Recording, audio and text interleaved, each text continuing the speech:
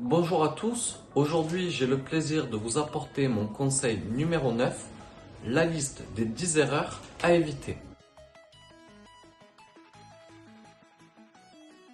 La semaine dernière, je vous ai déjà évoqué 3 des erreurs à absolument éviter pour la vente de votre bien immobilier. La première, surévaluer votre bien et afficher un prix de vente trop élevé. La deuxième, baisser le prix de manière trop faible. Et la troisième, attendre.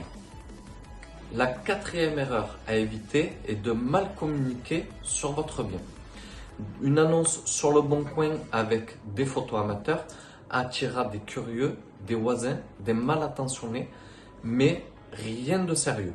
La cinquième erreur est de mandater plusieurs agences. En mandatant plusieurs agences, votre bien sera multidiffusé, trop vu et perdra de la valeur. Pensez que tout ce qui est rare est cher. La sixième erreur est de choisir une agence pour les mauvaises raisons, notamment celle qui vous annonce le prix le plus haut. Il est primordial d'avoir confiance à l'agent immobilier qui vous représente, de croire à sa compétence. Ne choisissez surtout pas une agence en fonction de l'évaluation la plus élevée, mais plutôt qui vous offre les meilleurs outils et prestations et celle qui saura vous justifier le prix annoncé. La septième erreur est de mal préparer votre bien pour les visites. Vous devez rendre votre bien le plus attractif possible, nettoyer, ramasser, ranger et réparer.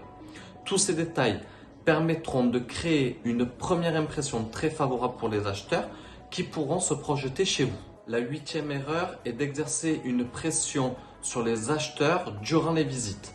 Personne n'apprécie la vente sous pression, encore moins au moment d'acheter un bien immobilier. Laissez plutôt votre maison parler d'elle-même et les acheteurs s'y imprégner. Répondez uniquement à leurs questions. La neuvième erreur est de cacher certains défauts de votre maison. Il faut tout dévoiler, prendre les devants et informer l'acheteur de tout défaut connu. La dixième et dernière erreur que je vais vous annoncer lors de ce conseil, c'est de ne pas avoir tous les documents demandés. Si l'acheteur potentiel est intéressé, il ne faut pas le faire attendre. Il est donc impératif d'avoir un dossier complet avec diagnostic obligatoire, plan, taxe foncière, facture.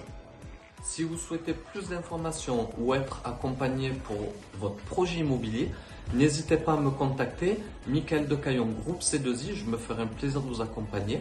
En attendant, je vous dis à la semaine prochaine pour un nouveau conseil.